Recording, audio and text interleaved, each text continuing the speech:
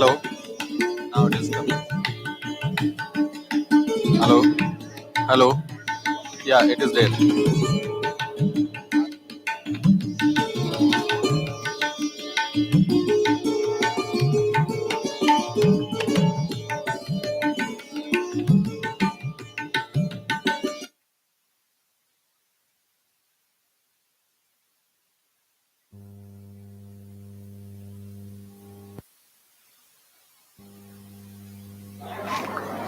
Hello. Yeah, it is working. Yeah. Thank you.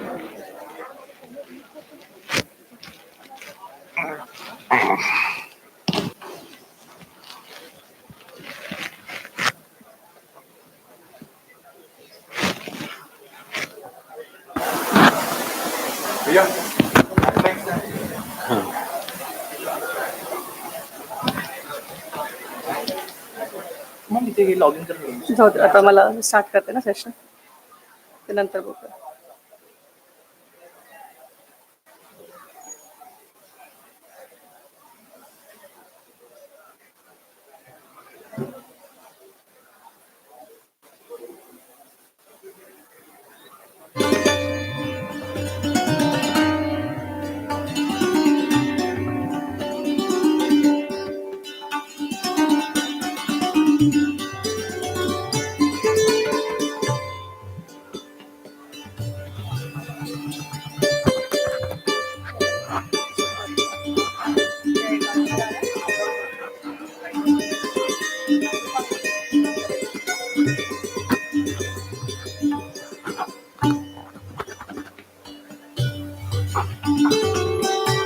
छान झालं.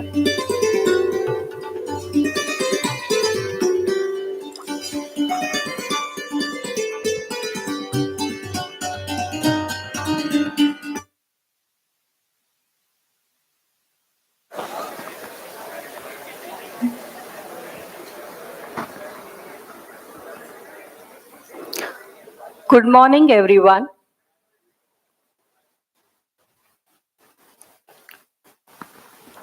Welcome to the day 8 of orientation.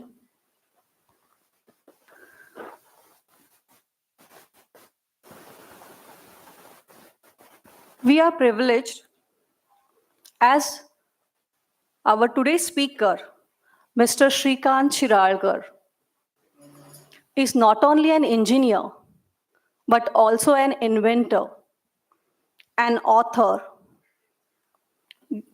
passionate game-based approach proponent, a seasoned professional with celebrated outcomes throughout his career.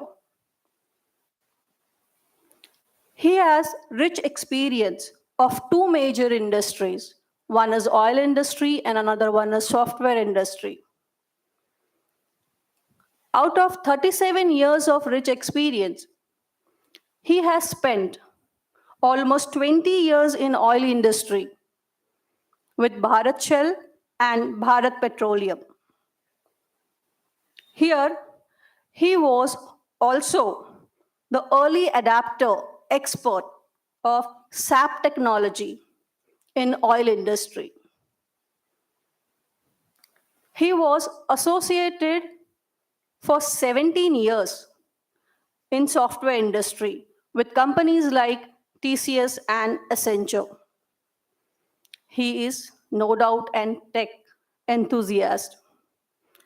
He has also formulated strategy for intelligent SAP operations based on AI and ML technologies. May I request Dr. Nandana Prabhu ma'am to welcome Mr. Shrikant Shiralkar.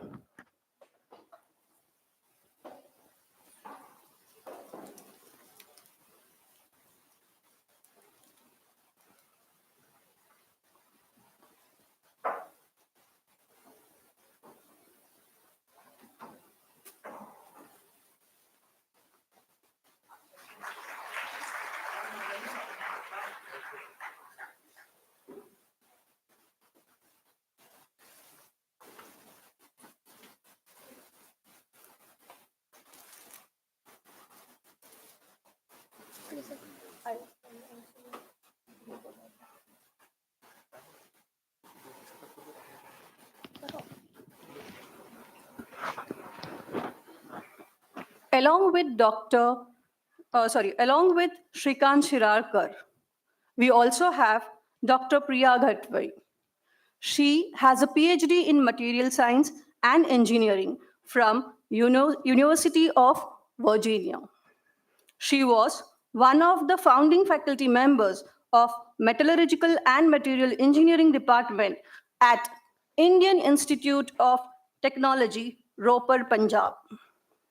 She has worked with students of various age group bringing nanotechnology to primary schools, students, and general engineering and specialized metallurgy courses to postgraduate students.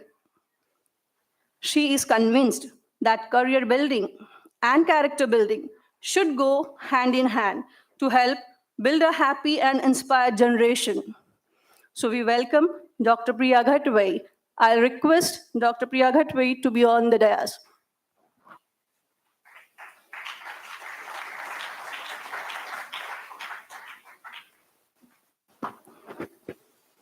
I hand over the session to the experts, Mr. Shrikant Shirakar and Dr. Priya Ghatwai, to start the session. Thank you.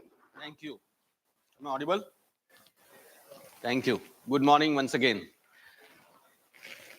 We will keep this interactive.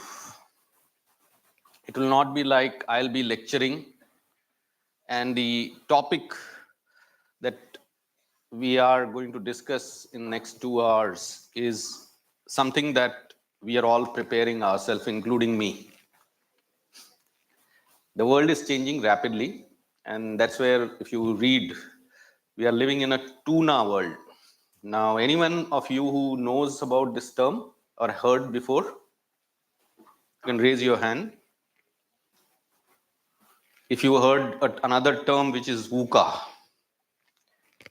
VUCA world has been there, and basically US Army had coined it.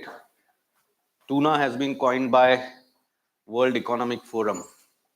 It is turbulent, uncertain, it is ambiguous, and it is interconnected and networked. So N stands for network.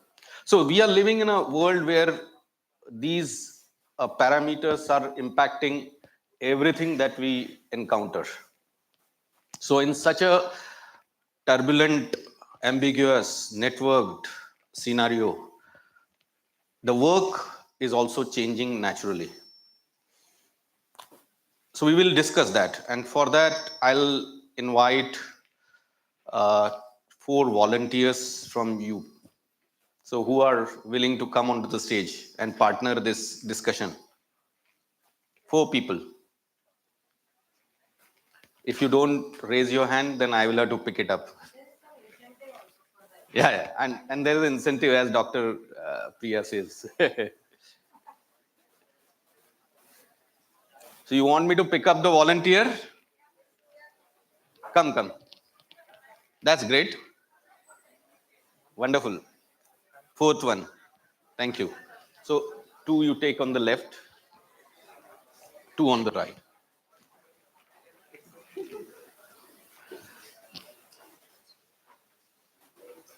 What we will do is, I will run through, I have structured the whole content in a way that we will engage in a debate. You wanting to be part?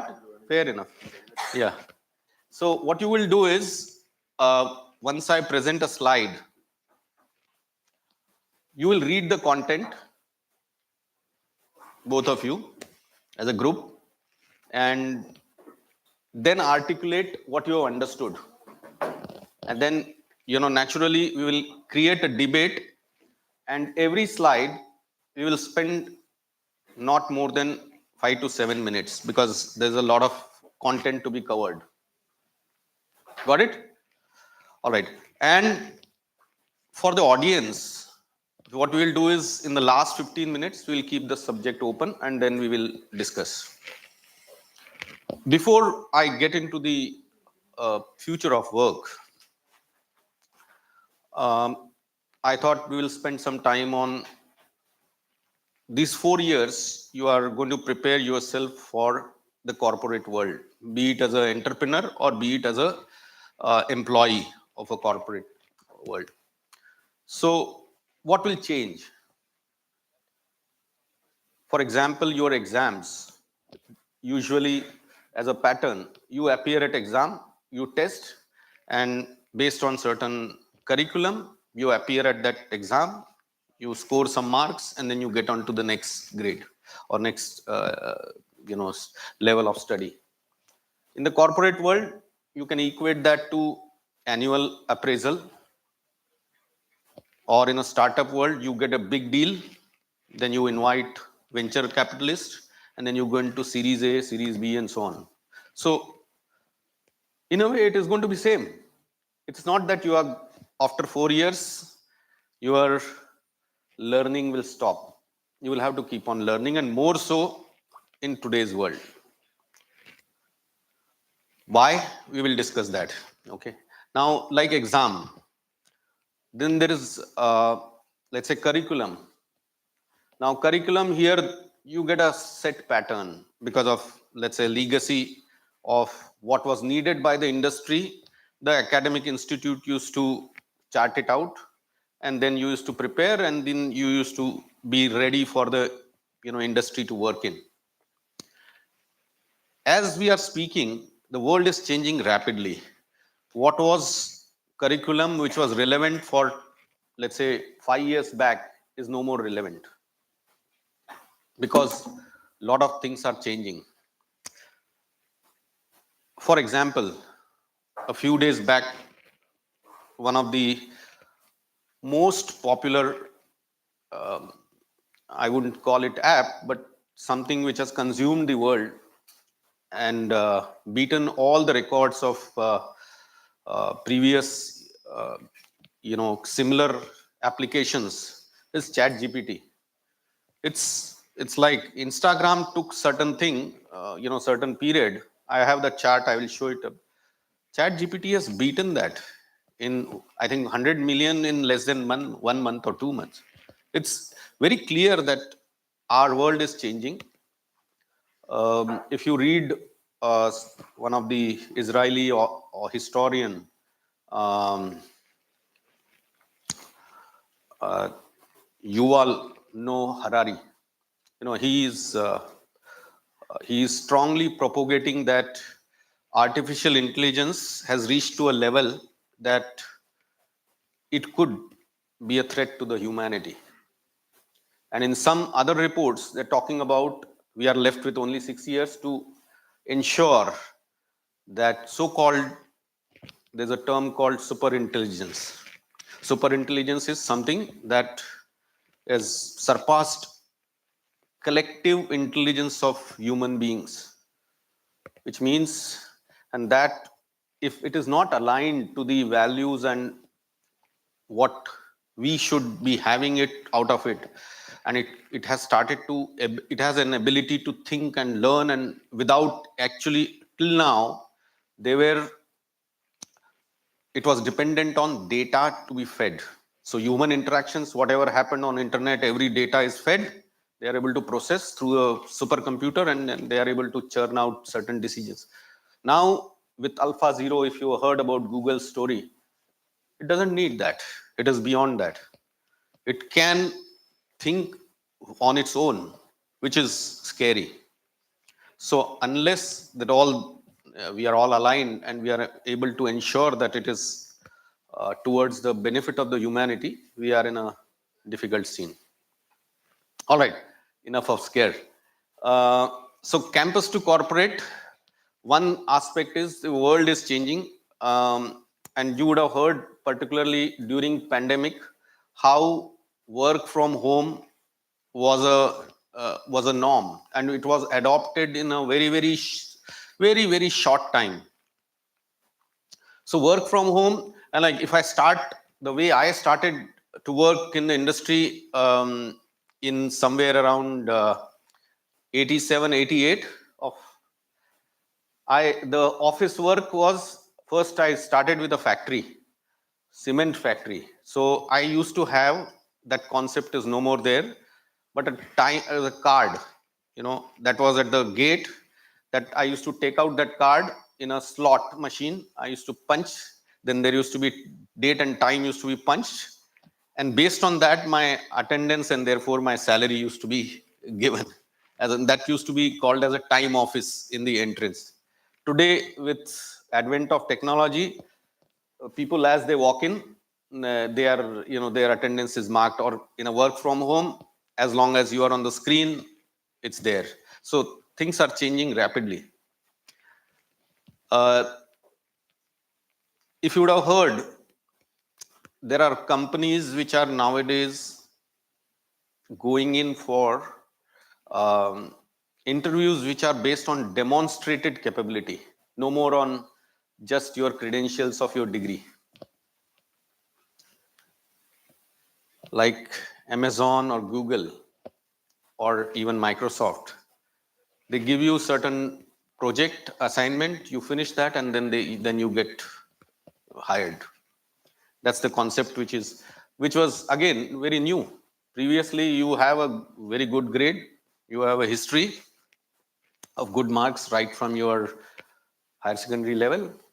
You are supposed to be good. So people used to respect that credential. To some extent, now that is also being challenged. So this is what is dimensions of change.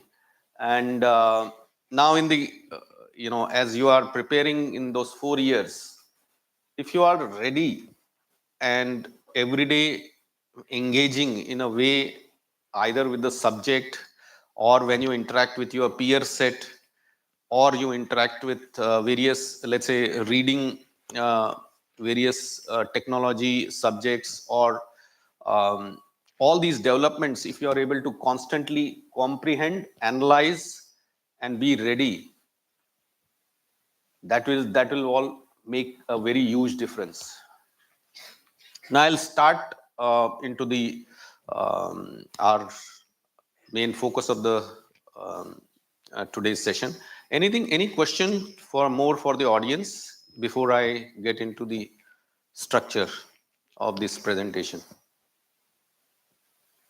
As I said, my invitation is to keep it interactive, because that is what will make time that you are spending worthwhile, and also prepare you for all those 4 years. Then you will be ready what has to be done. All right, my invitation remains open through the session. So in case anybody has eureka moment somewhere in between, feel free.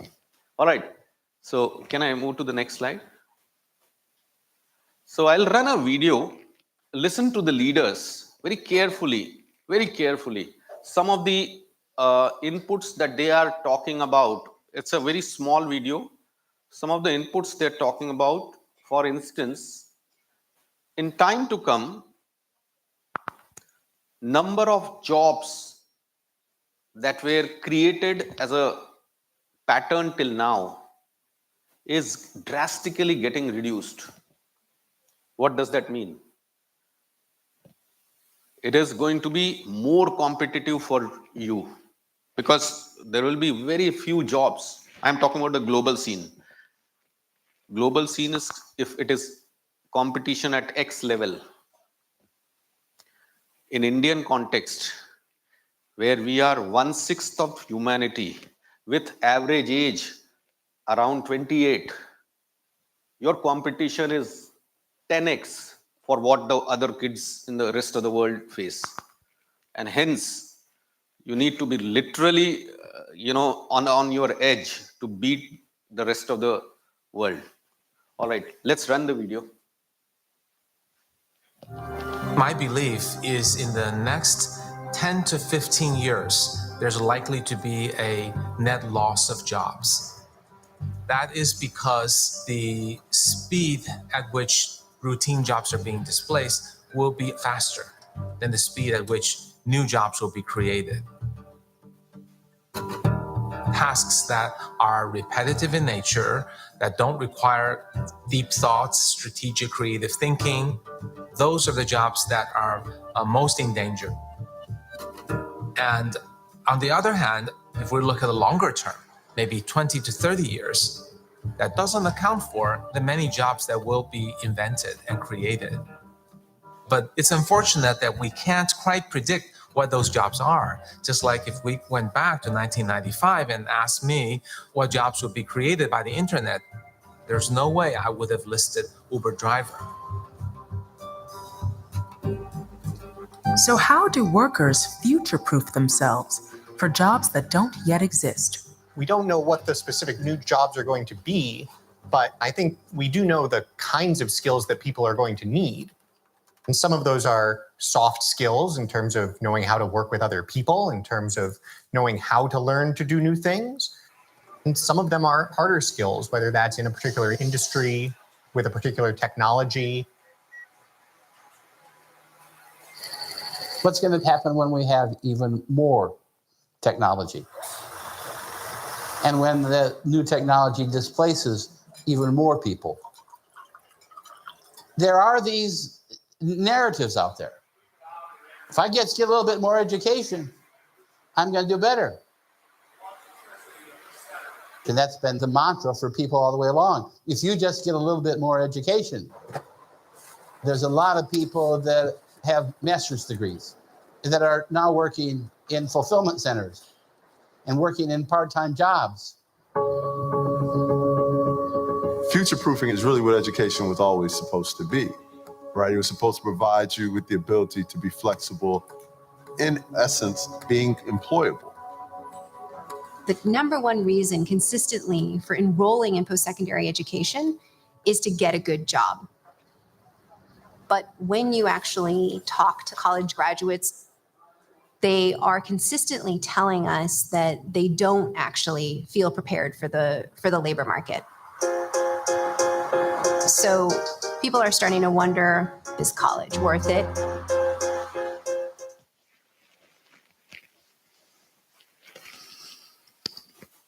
So you just heard it again, that number of jobs that are going to be displaced is going to be rapidly fast, meaning it is not just the number of jobs that are getting displaced, but the rate at which they are getting displaced is also very high. For example, all of us watch this news channel Aaj Tak. They have an AI anchor. Anchor's job lost.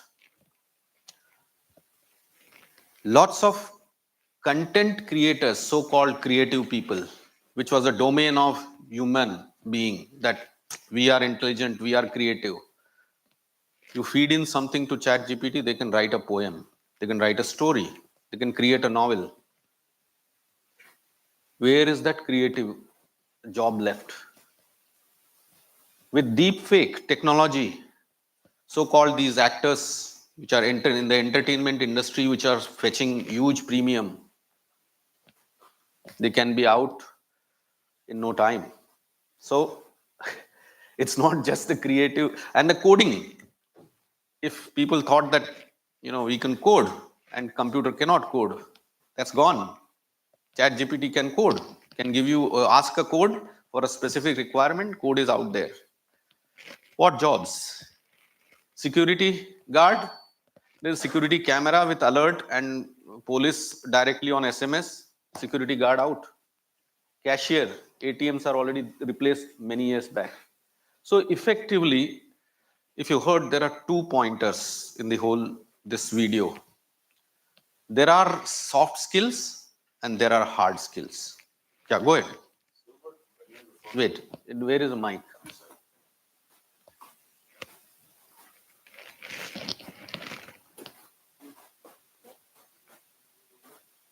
Give it to them. One. No.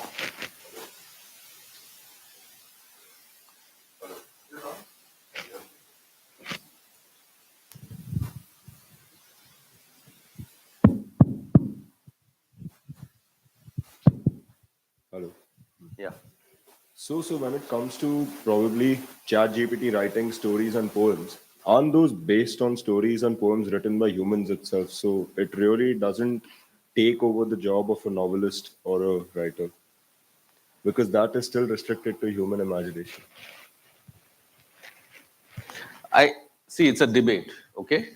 Now, if a story which is written by computer or a chat GPT or human being, if you are able to discern or find a difference and yet enjoy what is written by chat GPT, what will happen to the author, to the so-called But the writer? words and the meaning, etc., will be fed into the system by a human itself, right? No, it was fed some time back.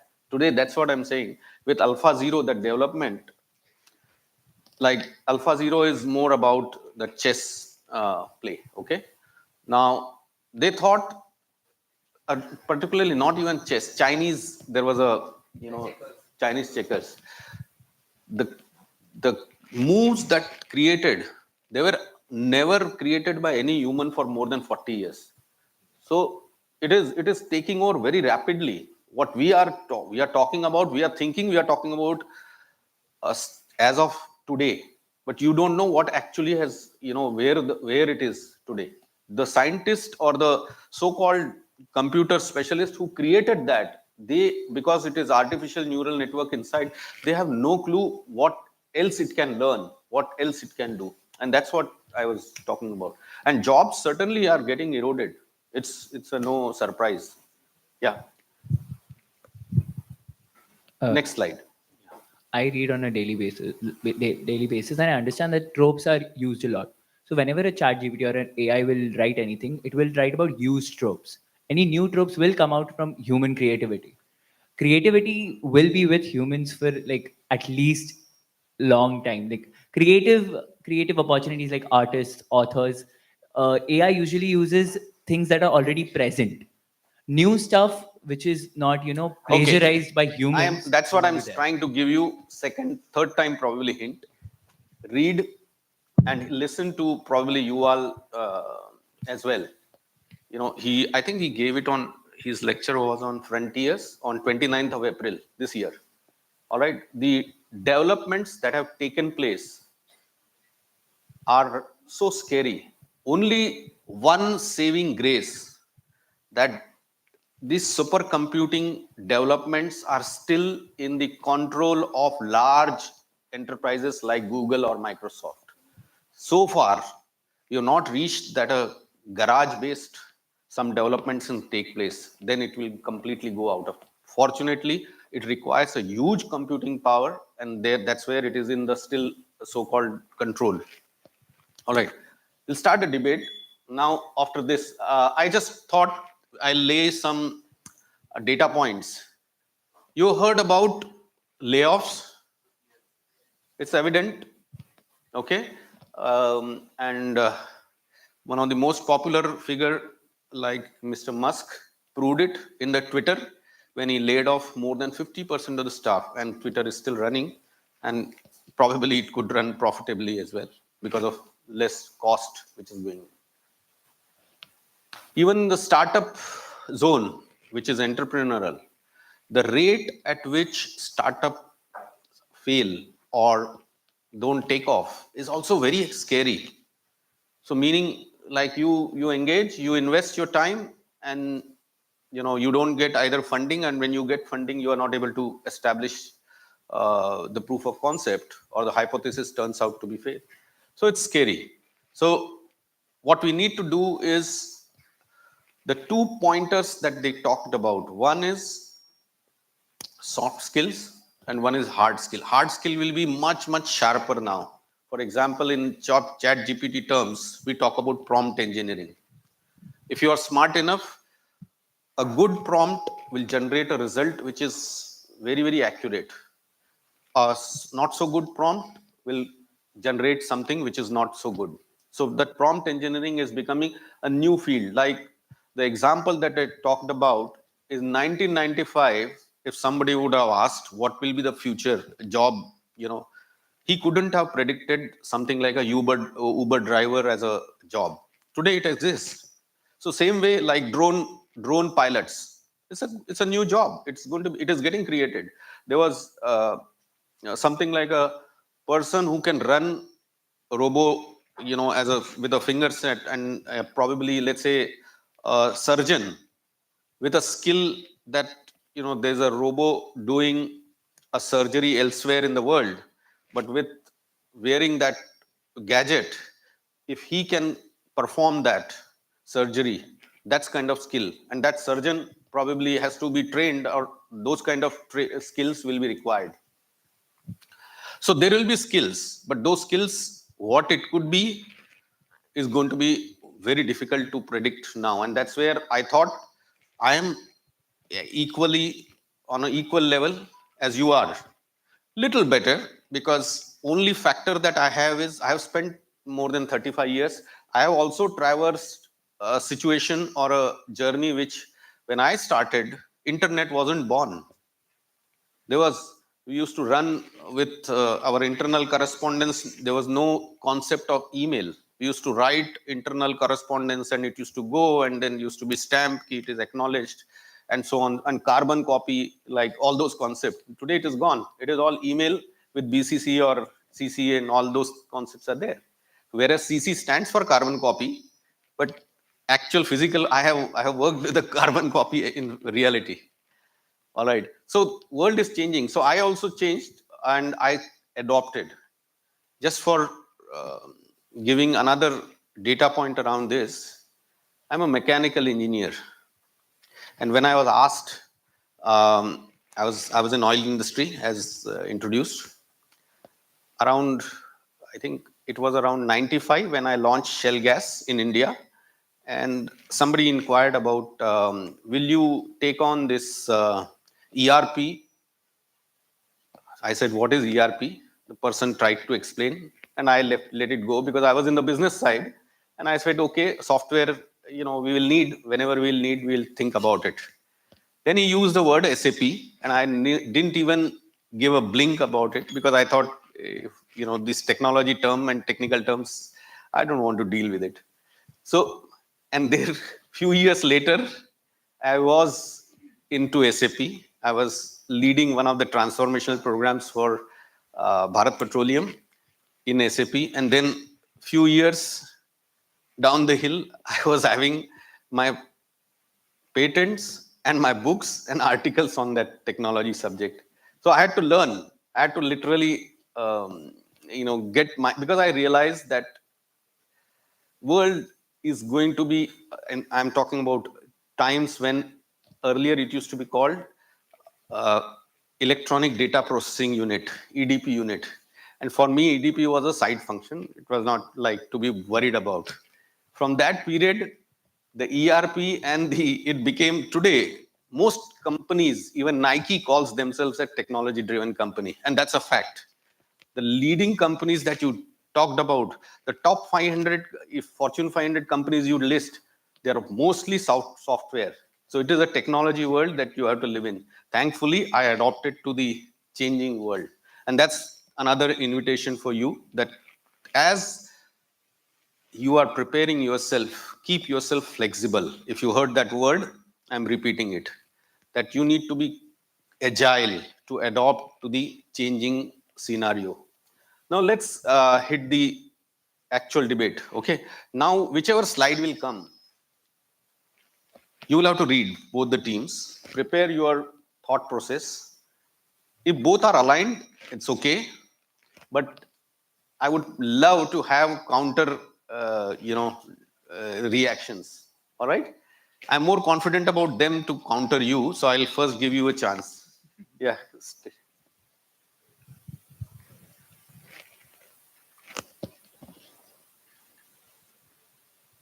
See, every slide is sectioned to have, in the yellow, top yellow, you will see culture. So this will highlight what this section is all about. Okay. The first section, for example, is about change of culture that used to exist and now it is going to be. All right. So you read it?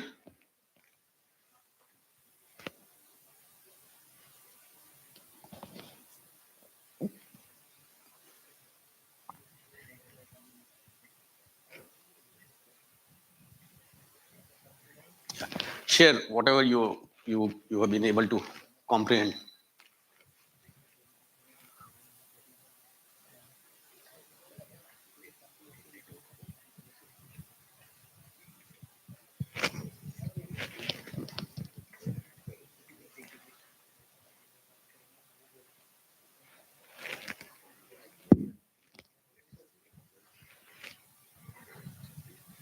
So I feel that in the work culture, it's been a gradual development, and the recent pandemic of 2020 has given it a much needed boost towards its gradual development to an all around the world kind of a workplace that anyone from any place in the world can just from their home can do any kind of a job they want to. In traditional sense, going to the office, traveling, and all that is a very expense heavy. It's a very expense heavy Can I thing ask you for. something? Let's understand, what do you call or define work culture? What do you define? Work culture is the interaction between employees and the offices, the culture in the offices. Practices that are probably at the workplace. Yes. Yeah, good. Okay. So, in summary, what you are saying is that particularly pandemic has hit the button for a change, and like work which was otherwise practiced in a confined place of so-called office or factory is now out in open. Very good. Any counter view or any different view? Not necessarily. It's a sort of half counter, not a complete counter as such. He mentioned there was a gradual change, but I would argue and say it's more of a sudden change Yes, because of the lockdown. I think they will. He didn't want to talk about the No, pace, but nothing it is. against You're him. right. Yeah, it was a shock. Even Yeah. if you look at our own houses, our dad or mom, whoever was the person who earns, they're the ones who actually took a lot of time to get used to the job if it was not already a work from home job. Like my dad works in software and he also has work with the ministry and stuff. So he had to keep traveling to Delhi, Yeah. Dubai, and to and from. Lockdown hit, all of that stopped, and then suddenly 2 months he was continuously at home on his laptop working day in and day out because continuous meetings on Zoom, Microsoft Teams, Google Meet, etc. And when you look at the second point, shifts in work culture, I would say from a desk job in an office, it has changed to a desk job at home Yeah. because it's the same thing, just the environment is different. Here he's at home, and over there he's surrounded by his colleagues. And when it comes to the last point, the need for continuous learning and development, if you look at the current field, the current in thing I would say is IT and computers and CS. And no offense to anybody, but that's what everybody goes for because that is where the market is currently and that is where the demand is. And the other fields are not as high as they were previously. Like if I'm not mistaken, in my dad's time, electronic engineering and mechanical engineering and core fields such as this were the in thing. And with times, jobs also change. And if you have to change your job, you need to know and fix yourself according to what Got it. the Okay. demand is. So essentially, I think we agree that work culture. I will add to both of you that usually work culture. For example, what defines a culture in a company or a work is, let's say in Google, if you would have heard certain way of practices, they have an open office. In the office they have gym, there is a um, there's a place where you can actually feel lazy around, and that kind of very open. If I look at it, contrast it to, let's say, some of the work environment that I have worked, they were very very like army like work. Your strict cabin, strict places, and there's nothing like any space for like lazing around, or gym and all is completely, there's a personal stuff that has blended into the workplace today. Almost every, even small startup having about 50 unit of team, they also plan for something together, for example, on a weekend. Or so there is a culture which is developing, and it is certainly getting impacted due to the changes which are happening. For example, if an employee within your group is no more required, you feel sad, right? And when you invite a newcomer, you celebrate. Okay, you are initiating that new employee into your group. This used to be a physical practice. Now with a lot of these work from home or such remote working, it's no more there. Somebody, like, it happened to me when I joined the software industry from oil and gas. I used to work with a global team, and for a transition of 7 days, it took me a little time.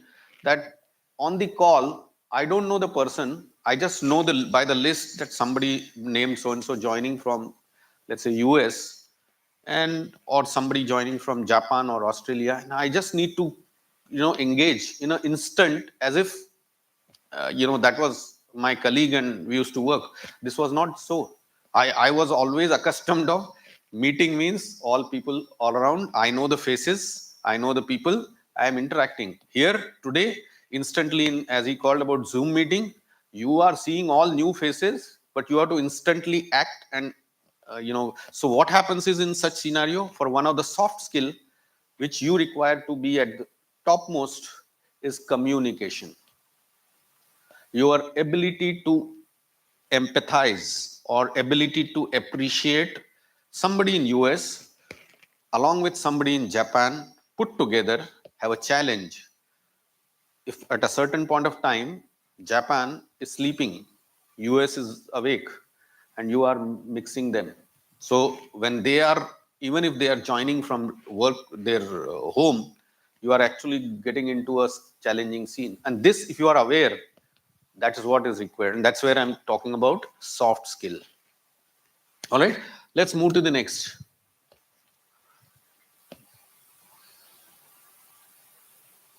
I think this is no brainer. So I'll first invite you. If you're processed, go ahead. So I'll give a personal example.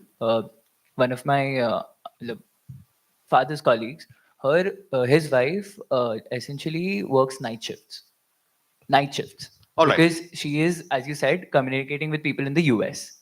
So she's in India, but her shifts start from 1 and end at 9, and she also has to manage the household. So technology can be a boon, but also for her, it was also a challenge, because in lockdown, again, she had to all of a sudden process everything once again, because they changed her team, because now you're at home. So now you have to work from Zoom. So you can now easily contact the people in US. So that's her team now.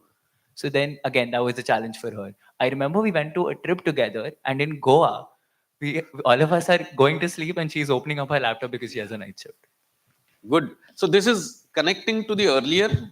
As a cultural, imagine somebody going to spend time in a leisure, and yet is connected to the work. It's not very pleasant.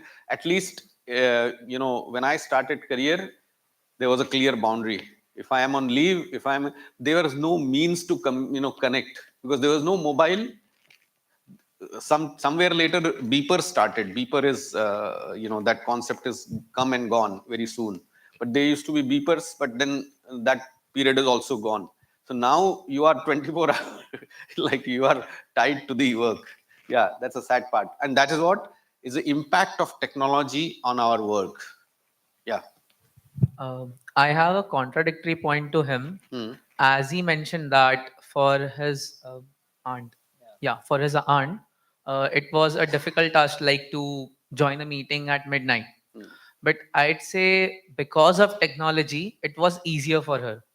Yes. Like, for example, if she had to travel to her office to connect to those people, like at midnight, that wouldn't be possible because of traveling issues. And as she was a woman, safety issues is a major concern. Perfect. So, Yeah, good because of point. Zoom meetings, and like everyone has laptops and mobile phones, which can allow them to connect to people all around the world, it was easier for her to continue her job and pursue her passion. Absolutely perfect. So actually, if you have anything add, they give both positive and negative. So if you have anything.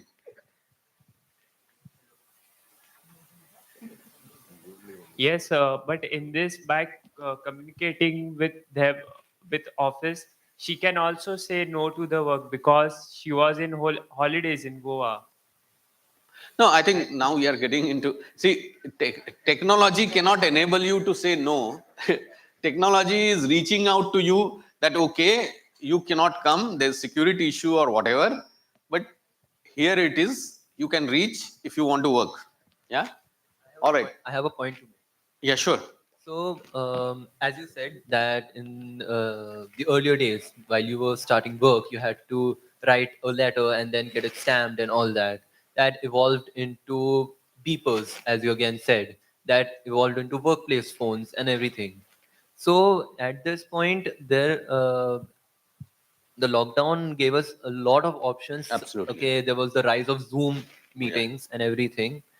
I experienced my dad working till midnight, 2 o'clock sometimes, dealing with clients in his office. So in a sense, the rise of technology in the workplace has been a kind of a boon and a bane. Yes, that's And the fact. Yeah. yes, and there are certain things which have been crossed in the workplace. Yes. Like there's no limit when we didn't have workplace phones in a sense. So people couldn't be contacted outside the organization. So people had a me time in a sense with their family, with their colleagues, friends. Now anyone, their boss, you have an assignment, you have this assignment to complete, or you have this thing to complete.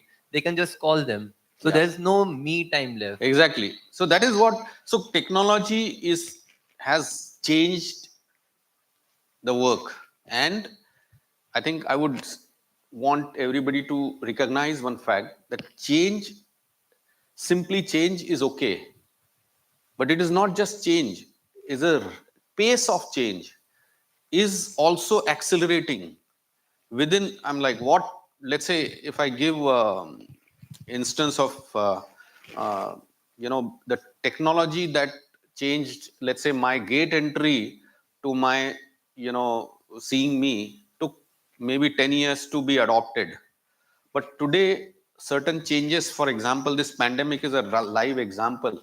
When world changed over to the new way of working, it just barely, 2-3 months, and everybody started accepting, and it was up and running, which is scary in one sense that if you extrapolate this rate of change for you, it's going to be, you have to, and that's where I hint again that you need to be mentally agile to the new environment. All right, let's move to the next. I think this we talked about. Particularly notice that it took just 2 months for chat gpt to cross 100 million global monthly active users, whereas earlier to that, TikTok used to have so-called the record. I believe Thread, which is the latest entrant, has even crossed. Yeah, it has crossed even that. So simply put, rate of change is beyond our comprehension and beyond our ability to capture it. All right, let's hear any views. My invitation to audience also remains open. If you have something very interesting to add, yeah, go ahead.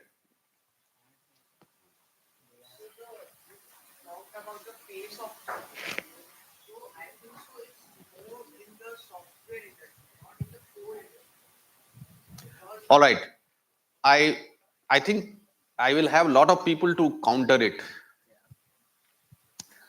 Pace of change, if you feel that it is only in the software industry, think about it. Software is actually almost default in across society and economy. All right. So if that is changing rapidly, do you think rest of the world and rest of the economy can remain at their own pace? You just saw a video where robots are manufacturing a car. Okay, in short time, I'm not sure, but short time, robots can be designing the cars also. So,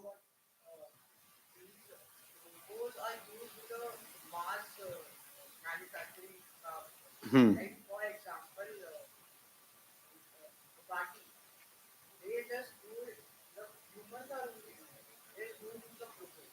All right. So I think I would, yeah, I think, yeah, you can go ahead. Yeah, they're doing it right now because that is the current technology, right? So it's talking about something 10 or 15 years in the future where they will be having the knowledge to do it on their own. Currently, they cannot design it because that's where the technology is right now. So I can't hear it. No, I think, okay. I think let's just one more point. See, I'm, as I said, it is not a, I'm not here with a knowledge of future. Okay, understand? I'm not a astrologer or some magician who is looking into something globe bulb, and I'm trying to tell you this is what going to happen. Sorry, none of us know, and that's what, if you prepare yourself with readiness for future, then you are at least in a good seat. But if you live under that impression that software is changing and rest of the core industry is remaining untouched, I would like you to review and literally feel the world. All right, yeah, you had something. Yes, I think that this is because we are gradually accepting the new technology. At means at past it was 78 because many of the people didn't accepted this technology. But but now many of the people are accepting Chat GPT. That's the. I will tell you one live. I am living through that situation. My younger son, when he saw this chat GPT technology and he found out APIs, he has created his own bot in less than, he's a mechanical engineer, by the way. He learned all coding, everything alone. He has a team, but yet he wanted to retain certain artificial intelligence logic part with him. So he has created that bot. That bot sources Google's latest information, OpenAI's ChatGPT, which is stored up to September 2021, merges it, process it, and then the outcome is something which is latest and also the best between the two. And that he did it in less than 2 weeks, all by alone. So I'm just giving another scariest example of what could happen. As just a few minutes back I was saying, super intelligence is still in the realm of some people who have huge money, and that's where they can. But just to, application or consumption of this technology is rapidly, I don't know, there could be engineers who are sitting in some corner, we call them hackers or whatever, but they can be too smart to deal with things which are not known to us. All right, anything else or we move? Yeah, good. Go ahead. Next. Yeah. Now we are talking about work setup, physical setup. What will happen. Part of it we discussed, like what was in the office versus what is in the home. But there are a lot of other changes which are happening. Any of you has any idea about, let's say, agile and flexible structures or work setup? Yeah, go ahead. So there was this one trend which came up that people were sitting on their desks for too long. Okay, they were getting these vascular and spinal deformities. So to counter that, there was this trend came up of the adjustable tables that you can work while standing up. Right. You can. This is one example that is more to ergonomically or more to take care of the health. But what this point actually is referring to is how, let's say earlier, we talked about pandemic and its impact. But do you know that there's even in the office setup, there's a call hot seat.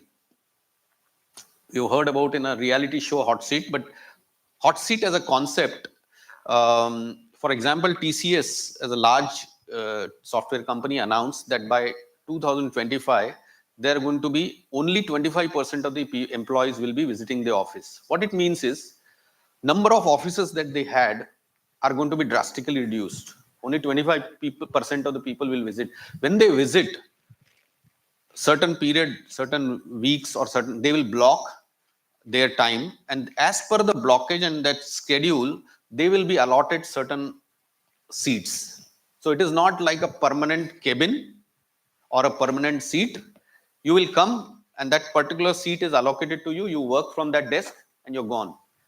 Similarly, there will be hot seat. Hot seat will be some seats which will be available, but if they are available, you get the seat. Otherwise, you will have to, you will have to literally work open and go to cafeteria and work, and that's happening. That's reality. Yeah, you had something new. Yeah.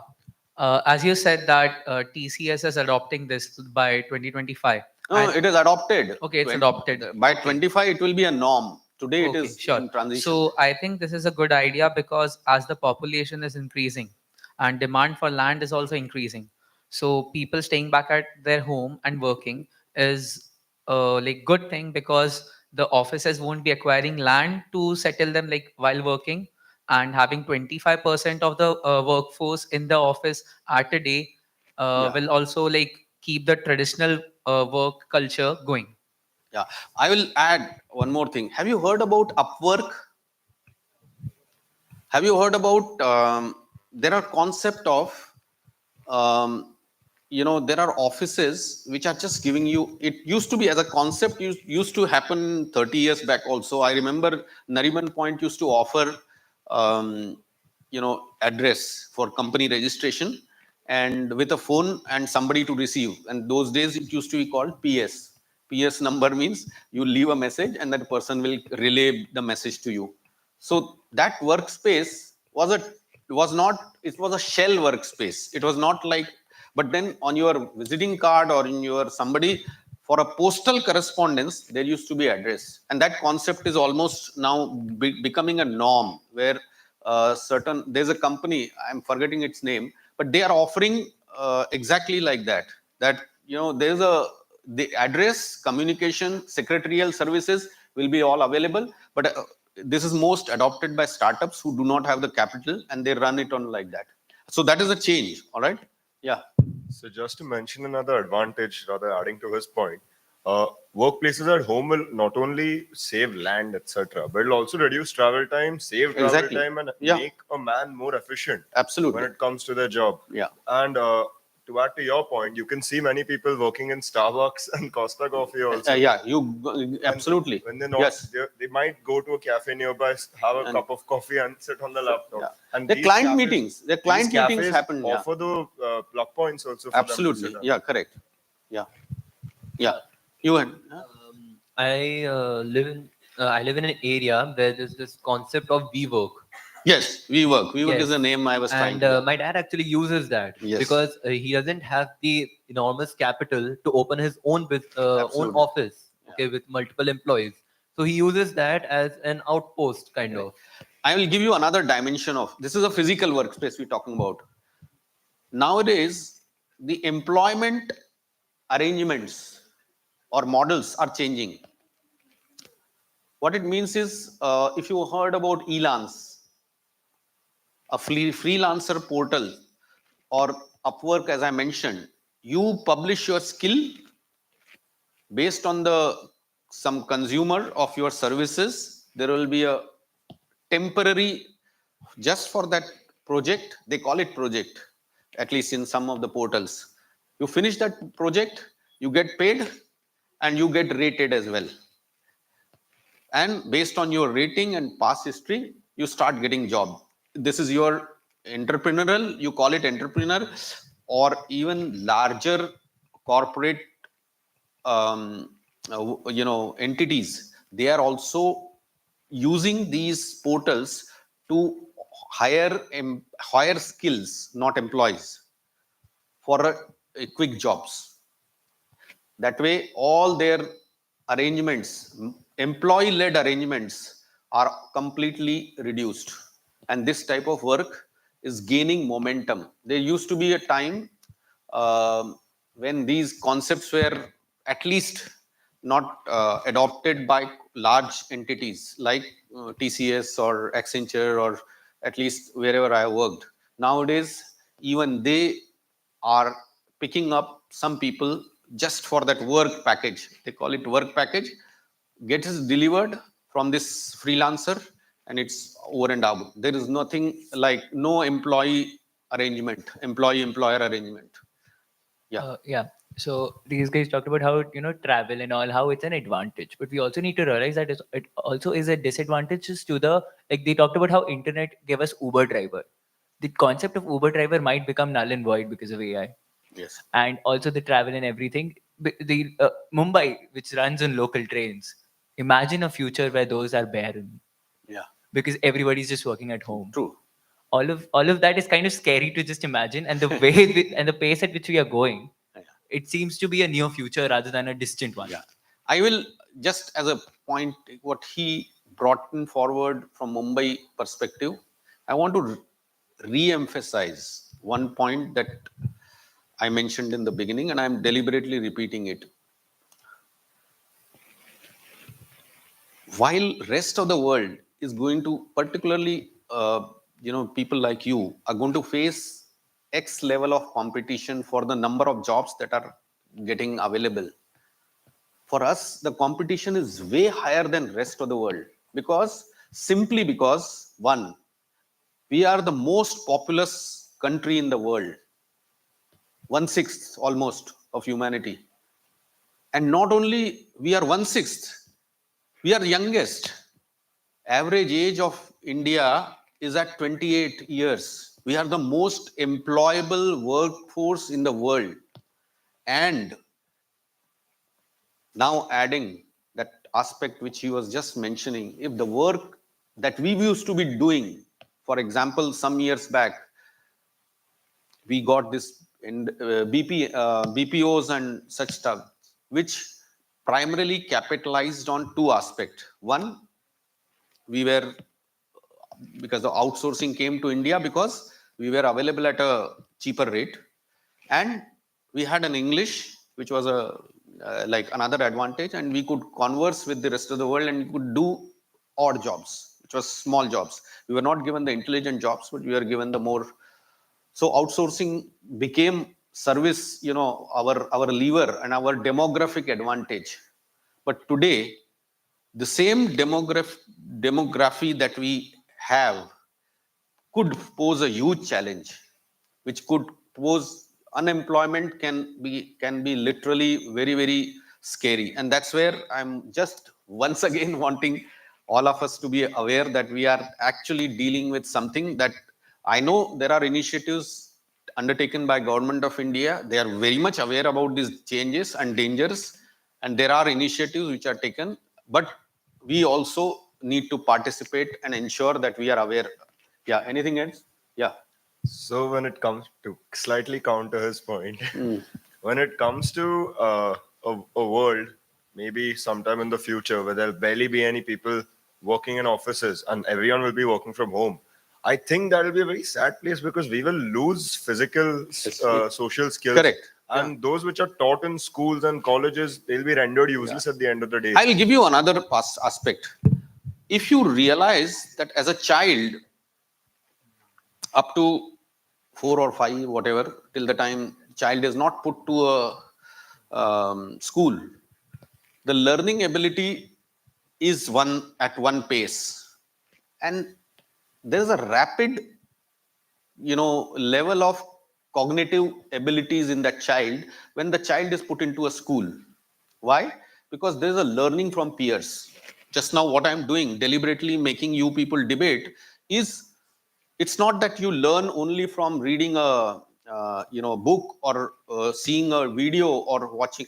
You also learn a lot by hearing somebody else's counter views, and then you thinking about your views, and that whole process happens only in a peer when you are in real. If your chatting is fine, but yet you do not see the human reactions, and that's where the workplace where you work together is the right place. As a human being, we are social, and we need that. Yeah. Yeah, adding to his point about the social skills we might lose if we work from home. If we work from home, so workplace allows us to interact with our colleagues. Like as you said, we are social beings, so that is an important part in our life. I'll ask to the audience, like when you have some important task, if you have an important thing to talk with someone you know or someone you trust, so do you talk to them on a call or do you prefer it talking to them in person? Exactly. So while working you might have some important tasks to do.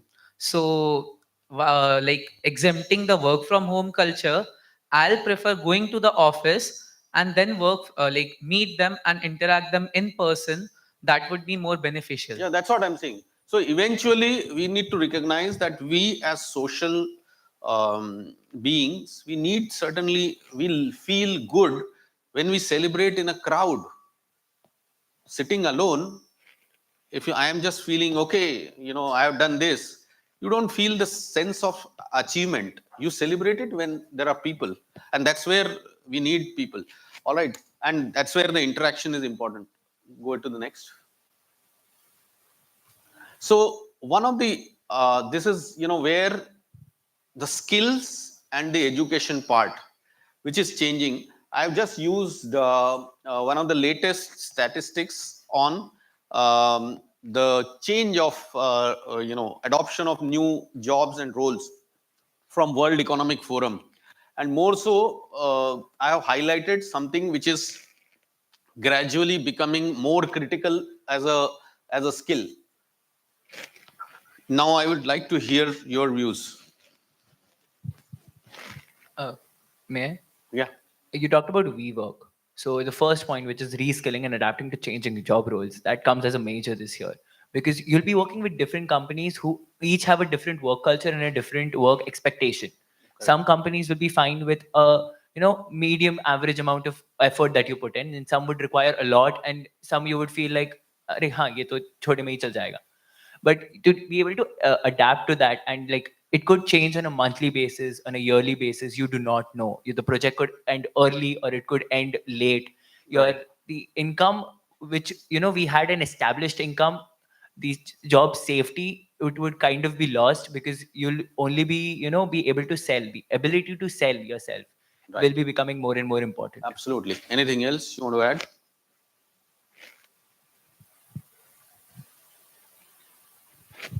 In upskilling human AI collaboration, there will be more enhancement in human AI collaboration, and human and AI will be interdependent on each other. And in lifelong learning and personal development, there will be many changes. Like we will communicate globally through computers, and in future we there will be more changes in education system. So overall there I think I there would will- invite summary of this, if you notice, is learning that you thought, like generally, let's say you first year, first semester, certain subject you study, you appear at exam, over and out. That subject, if it was only in first semester, you don't need to worry about it, right?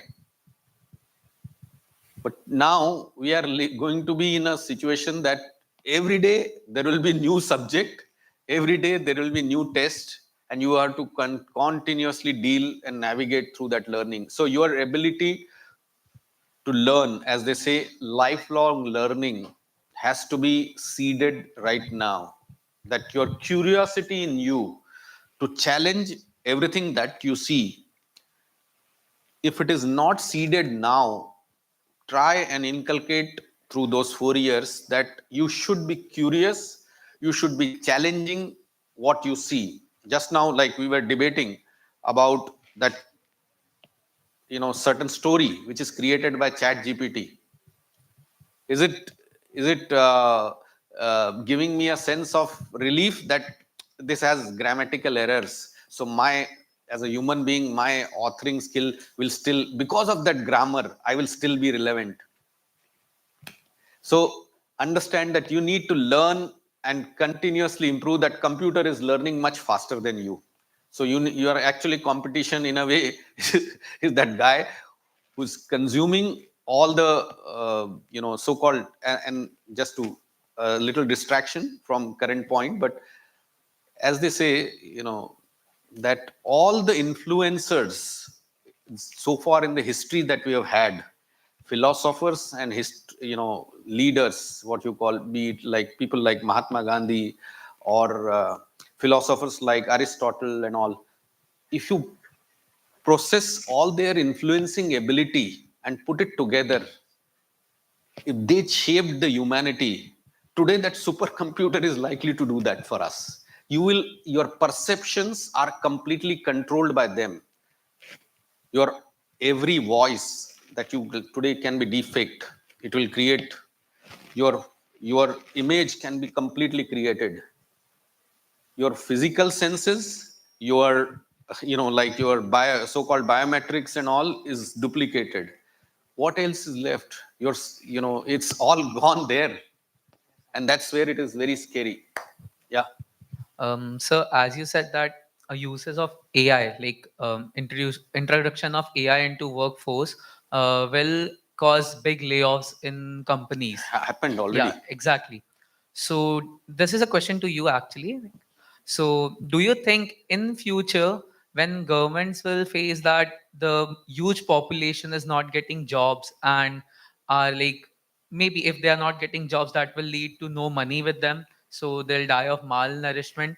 So do you think that there will be decisions made by our leaders, like, not actually leaders but political leaders, that they'll cut off AI from workforce? No, I think this question is not new. This question is not new, and thankfully, our minister, I think Rajiv Chandrasekhar, and I've heard a lot of them.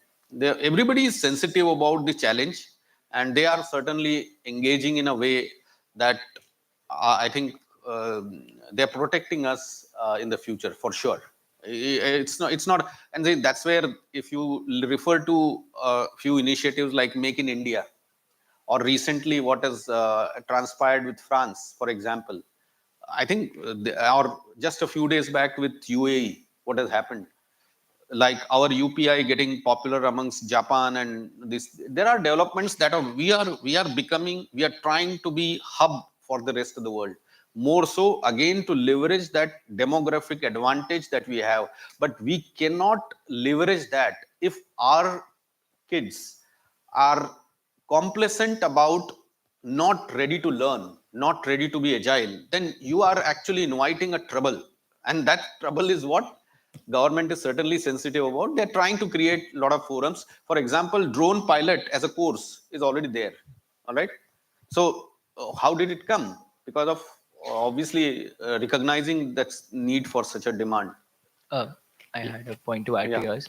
Even in our college itself, this year itself, we have AIDS as a new course, which is a new addition because of the current work scenario. Yeah. Also, to add to to counter his point about the government, there's actually an island. I'm not sure which one, but they are converting their entire island into a virtual reality. This because the island is sinking. So the government and everything else is shifting to a virtual reality, so as to preserve their being, and so that future generations will be able to see what exactly was there on the island and their advancements. Probably. Yeah. So again, this could be a boon, could be a bane. Everything is out Both there. ways. All right, good. Let's. I want you to know about if you notice the top three, I'm not sure if it is legible, but top one is creative thinking. To beat that computer, that creative element in you has to be at the top. Analytical thinking is something about whatever you are able to debate it, you are able to question it, you are able to challenge it. And technological literacy, which is, if you are aware today, if computer can code, you give the computer the right prompt to create a code which is most efficient, effective, and thereby your ability to marshal that ability of computer has to be higher than that. And that's where you constantly have to upskill yourself. All right, let's move. So this is basically, I think, has been discussed at length. In a way, there are challenges and there are opportunities. And opportunities, I think, yeah, you have a point. Good. Sir, by this, many people will become self-dependent, means independent of work, and they will become more creative, and they will also they will create new jobs by this. That's you're right. In a way, when you, and that's what's the intent of my session also, to engage you people in thinking, that understand that you, if you are really applying yourself, committed, and real recognizing the challenges ahead, you will naturally, be creative and be up to date in a way that you can deal with the future of work. I have a counter to his. Yeah, let's hear him. Yeah. I have yeah, I have a like, I don't know, it's a thought that these corporations, they are shifting to work from home, the lifestyle of that, and it's basically to cut cost because it's saving carbon, it's reducing the carbon emissions. I would Okay. counter. I'm sorry to cut you because we are running short of time. See, they're not totally wanting to do that only for cost. If you look only at the cost and forget the other aspect, that through a debate, through a closed room meeting, a better strategy is produced in a lesser time. Something that is more valuable.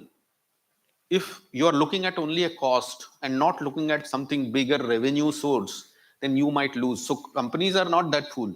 They're not doing it ad hoc. They're doing it with that kind of meetings which require to meet you in person. They will ensure that it is in person. So it is not eliminated altogether. Work from home is a element of, to an extent, it will save cost, no doubt, because the rentals, electricity bill, and all that thing is reduced. But there is a other cost that you need to be trading off, which the productivity that you earlier had with all people together. Like, there is a concept, in the agile workspace, there is a concept of Kanban board. You are able to, on a display, you are able to see right now what jobs are happening, and then through the dynamics you are able to relate where the things are. Whereas in a sitting at home, you may not see what other person is doing, you cannot reach out to the other person. Yeah, you had To counter his point, he talked about how humans could, become efficient. But there's a slightly this song also. Right now in work culture, quiet quitting, silent Mondays are a trend. This is being established, and it's a lot talked about even on social media about. Yeah, you pressed it by mistake. Yeah. No, it's red. It is red.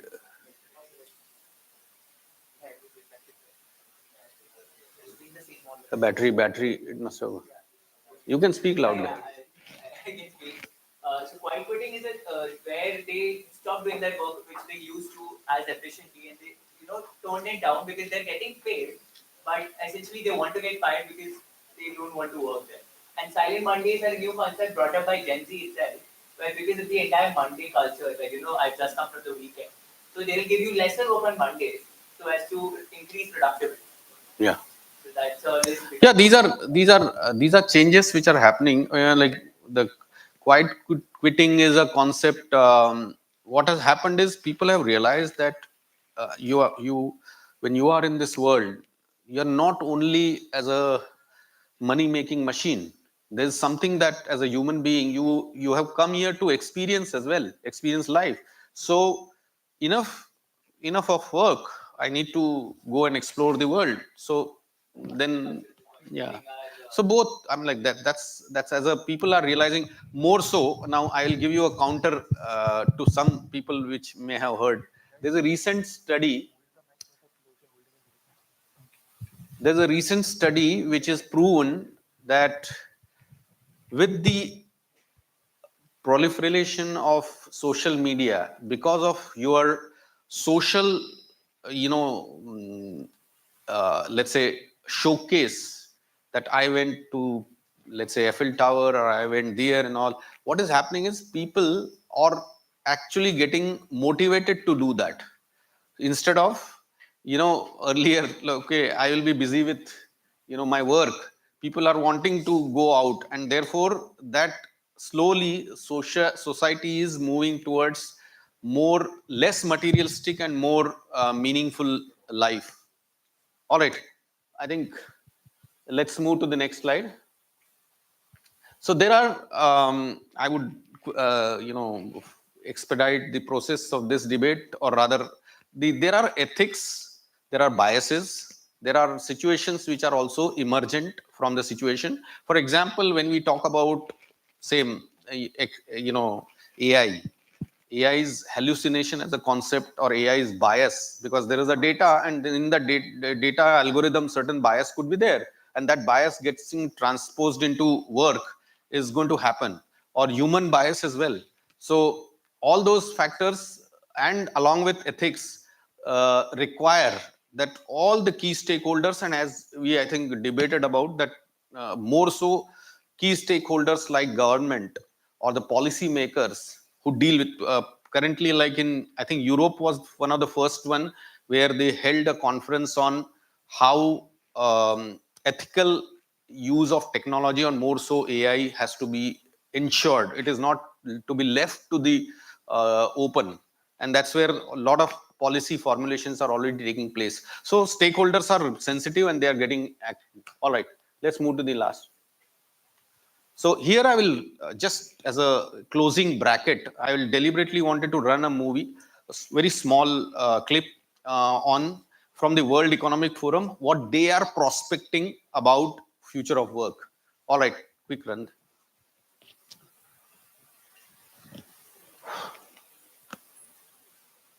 It's on the slide itself.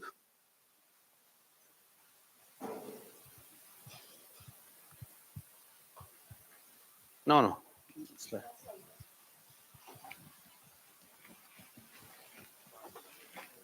Just click in the middle anywhere. The video, sir. Yeah. Run.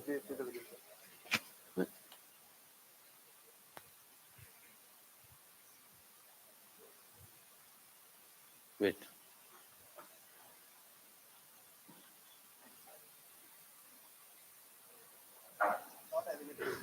Huh?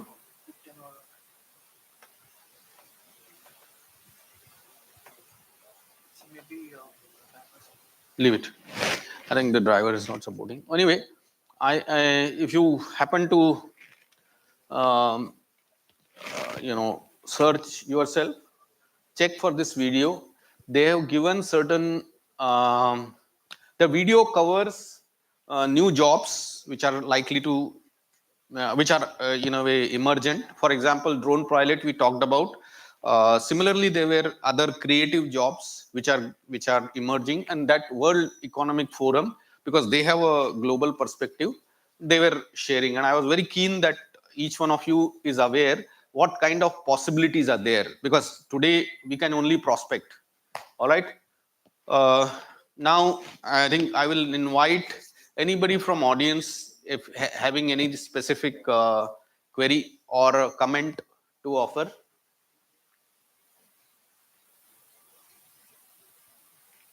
Please raise your hand and you can share. All right. I think I will now request Dr.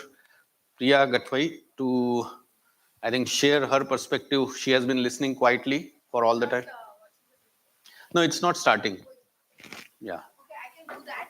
But before that, thank you guys. You were great. That was very enthusiastic. I was very impressed by how participated you guys were, and I would really like if you could, give a introduction, tell us your name, where you're from, and what you're doing studying here. You're all first year, right? Just so that I think that's like, just tell us.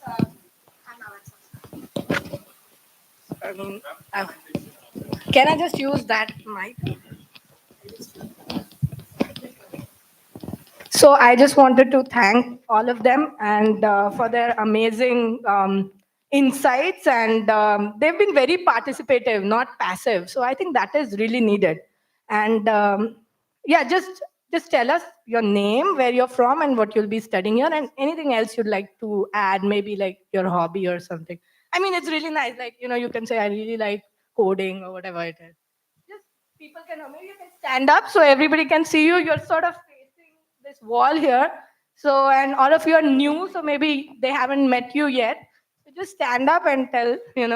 Hey guys, I'm Daksh Mishra. I'm from Navi Mumbai. I'm going to do FI comps, and I like to code, I like to dance, and I like to debate. Yeah. Hi, everyone. I'm Shivansh Gupta, and basically, I'm from Navi Mumbai, and I'll be studying electronics and computer engineering here. And whoever wants to meet me, you can meet me at the gym. Hi guys, I'm Shreyan Desai. I live in the other west, and if you want to meet me, I'll be with them. Hi, I'm Manet Goyal, and I'm from Thane. I'm in FYRIA, and yes, robotics and AI, and and I play tennis. So yeah. Hello, I'm Maharshi and I'm from Thane. I'm in FI Com. I like playing football and I like coding.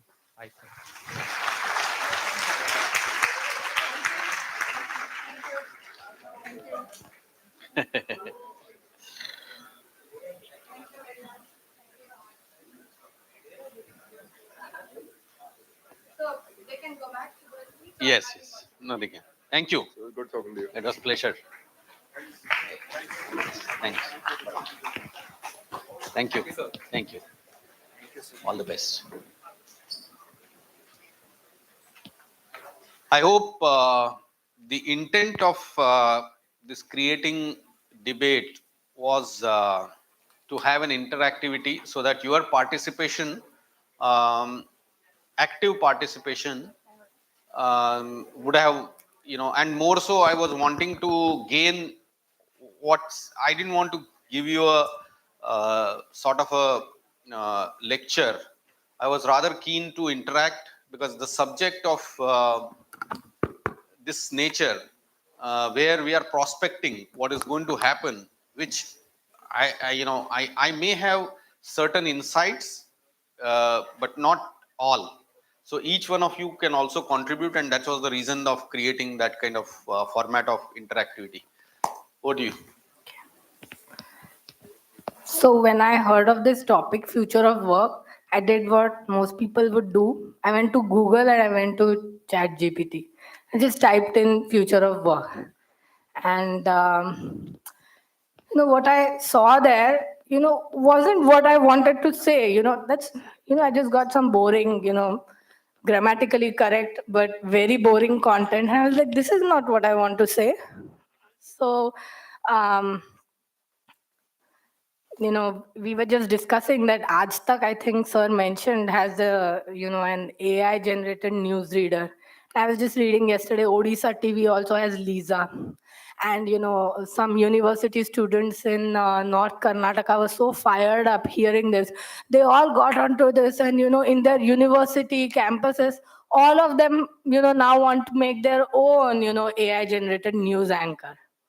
I actually looked up Lisa. I looked up on YouTube and I wanted to see how she was doing.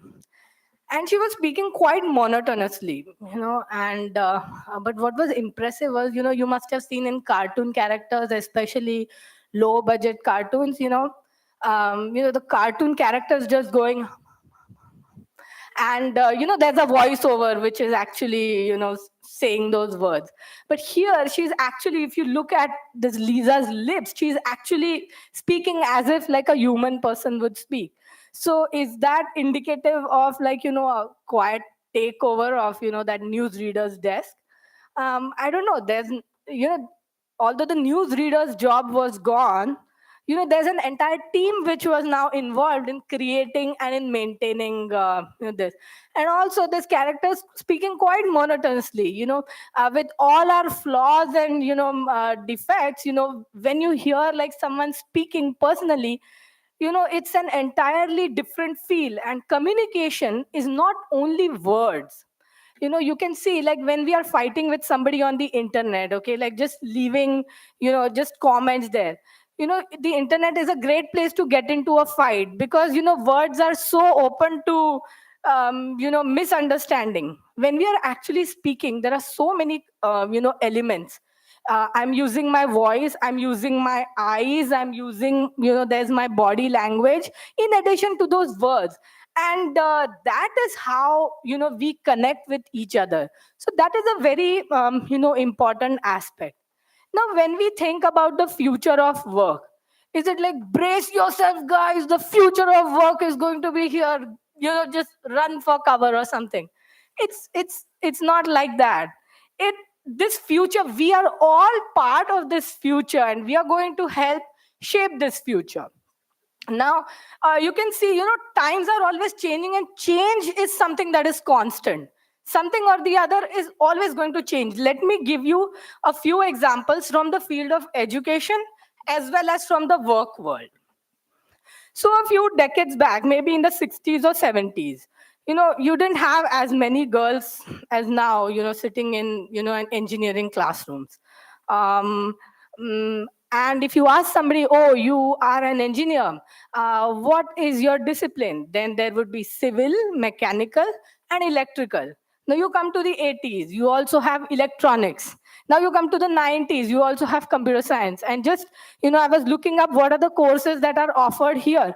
And I'm very happy to see very innovative courses here. You have a B.Tech degree program in data science and artificial intelligence.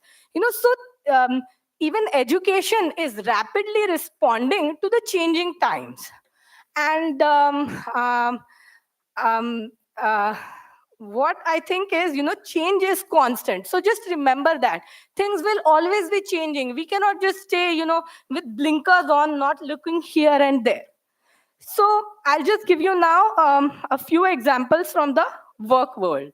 So I was in 6th or 7th standard. Until then, there were no mobile phones. I guess you guys were born in like 2004, 2005, something like that.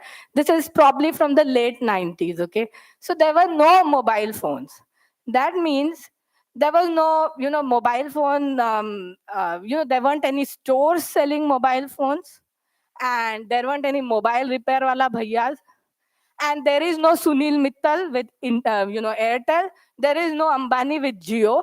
And now you can see Airtel, Jio, Vodafone, all these are big corporations. Okay. All right. These are big corporations, and they are providing employment. Right? So similarly, a few years back, maybe like 20 years back, people didn't really use air conditioning in homes. Now, because of, maybe global warming or, the availability of air conditioners, you see almost everybody has 2 air conditioners, 3 air conditioners. So there was previously 20 years back, nobody was selling air conditioners. There was no AC repair karne wala banda. There was no AMC for AC. So these are all businesses that have evolved now. Okay, so it's not like a lack of employment. What were these guys doing before? They were doing something else, but now they have moved on to something else because they've kept their eyes and ears open. Okay, one thing I wanted to talk about is the interdisciplinary nature of the world we live in today. So I was just, who's heard of like IIT Zanzibar? They have this, yeah, you heard of it? IIT Madras has opened a new campus in Tanzania. Okay, they're offering 50 seats and they're offering a course that no other IIT is offering.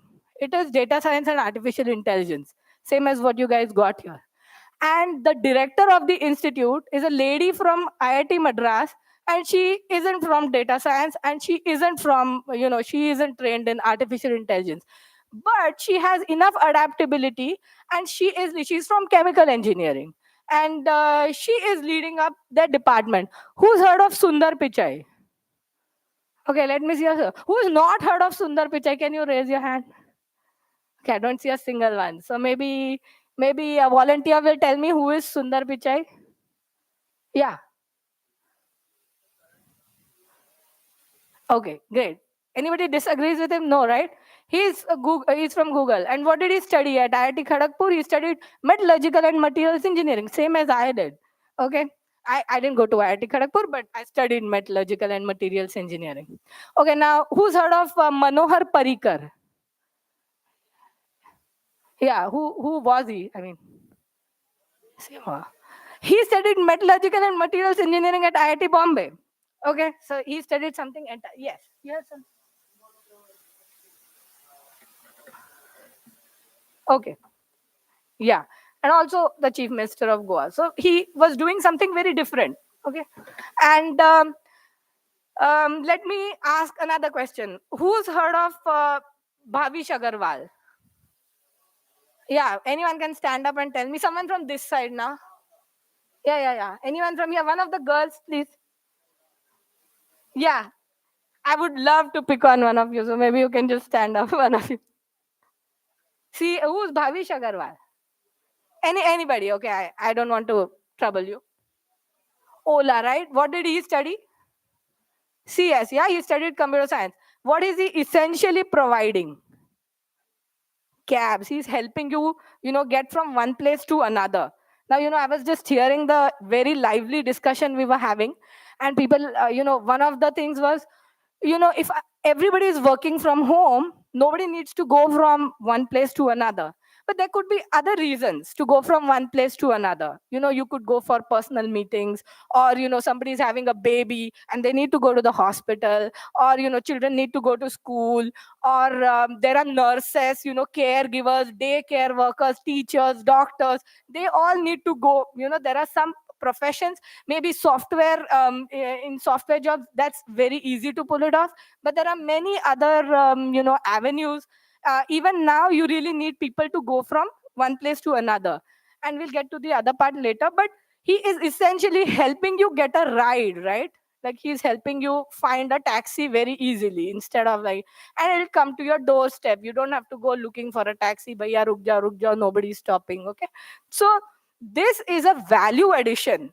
Okay, this is a value he's providing. He is using his computer science skills, but he's not living in a box. मैंने computer science पढ़ा है, अब मैं जिंदगी में computer के अलावा कुछ नहीं सोचूंगा.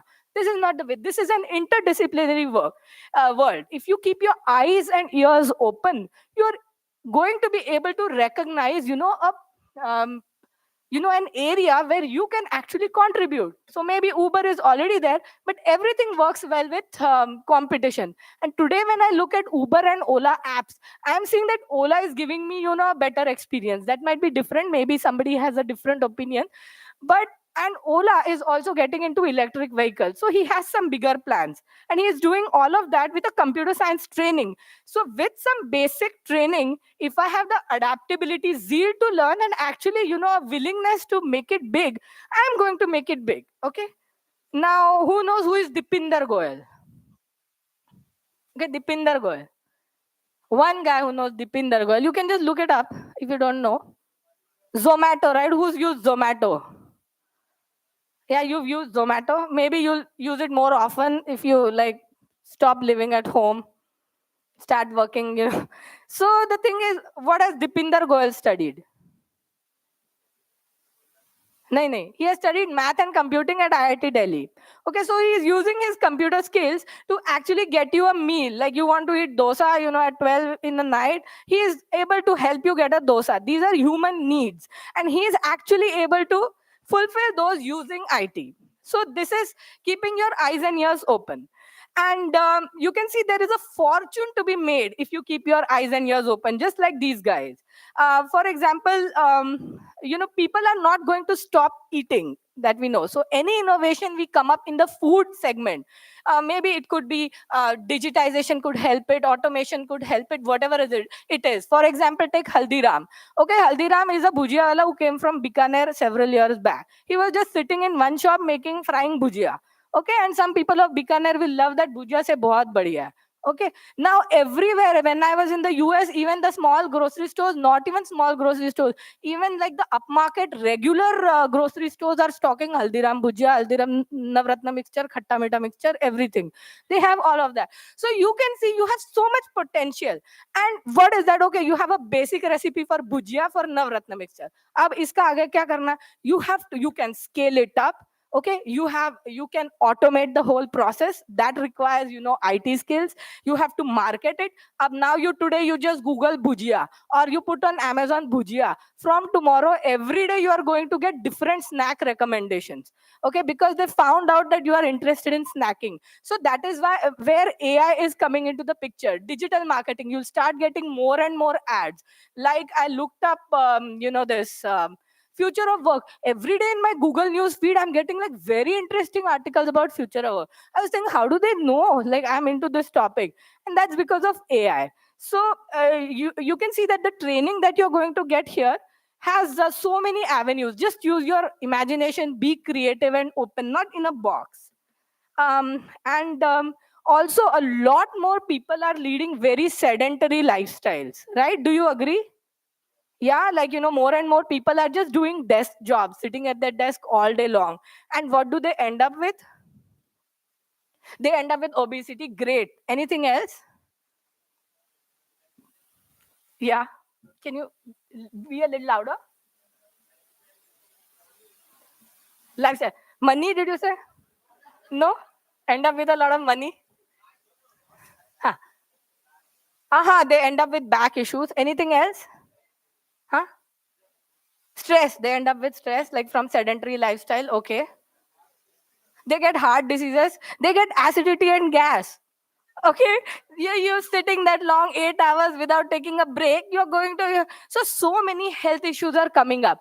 If you design a business, okay, how can I give you, and they're ordering all sorts of junk food. Domino's mila, I ordered Domino, I ordered this, I ordered that, I'm eating out. There is no control over what I'm eating, and that is going to lead to so many issues. And people are if I can say something, okay, I'm designing an app which will be customized to helping you get your health back using nutrition and some fitness tips. And if you're not a yoga person and not into running and not into sports, here's still how you can make just take a short walk every 5 minutes, take a break every there will be reminders on your phone. So there's like a fortune to be made in all of these. Just we have to be on our toes. If we can, for example, when I was younger, it was Diwali. Nowadays, if it's Diwali and I want to gift someone, I'll just look up on Amazon, or I'll just go to the store and I'll just get some Haldiram hamper. It will have rasgulla and some bhujia and some cookies or whatever it is, and I'll give it.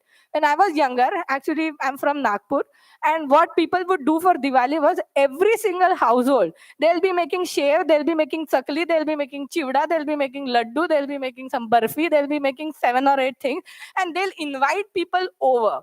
You come to my house, eat the shave and stuff I have made. I come to your house, I'll eat what you've made. We have some nice conversation.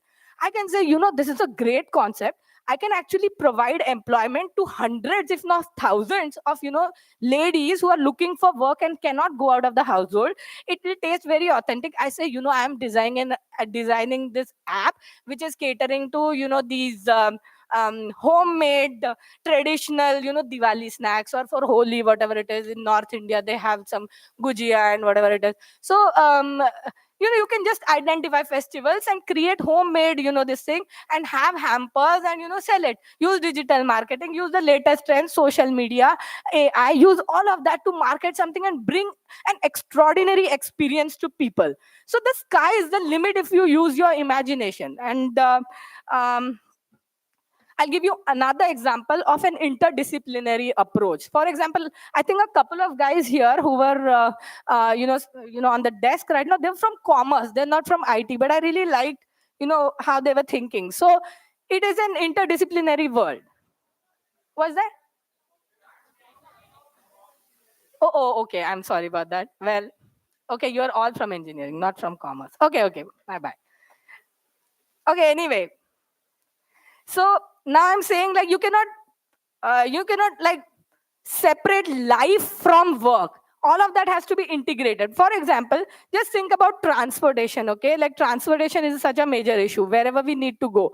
Everything is not entirely remote today. So in Delhi, I spent like 12 years of my life growing up in Delhi. And whenever I had to go for my coaching class to Fiji, I had to take this horrible bus, okay? These were these blue line buses. I just hated the very thought of getting onto that bus. The guy would drive like in the worst fashion, and I would move from one seat के left में, ठीक है, वो एक खिड़की होती ना left में, एक खिड़की होती राइट में, वो ऐसा टर्न मारता था कि लेफ्ट वाली खिड़की पे मैं बैठी होती थी तो मैं I would and up on the right वाली खिड़की. I mean, it would be so horrible. They would drive in such a rash fashion. Okay, and then on top of it, it was very unsafe for girls to travel. I just hated, being there. And now Mr. Sridharan, he came and he changed the transportation landscape of Delhi. And now you have the metro, you have like, separate dabba for ladies, and you have for elderly and as well as for the handicapped people. You have escalators, elevators, ramp access, this access, that access. The train is air conditioned. You have reserved seating for, disabled, for ladies, for pregnant women, for handicapped, whatever it is. And, they have made the entire process of transportation so much more, uh, likable. I mean, you don't hate it that much. And you can see so many people from so many disciplines have come together to create that infrastructure. Can anybody just raise their hand and tell me what sort of an engineer would have been involved in creating this metro? Now in Mumbai also we are having metro is working, but in Delhi it's already established. Now in Mumbai it's very good, they are making it.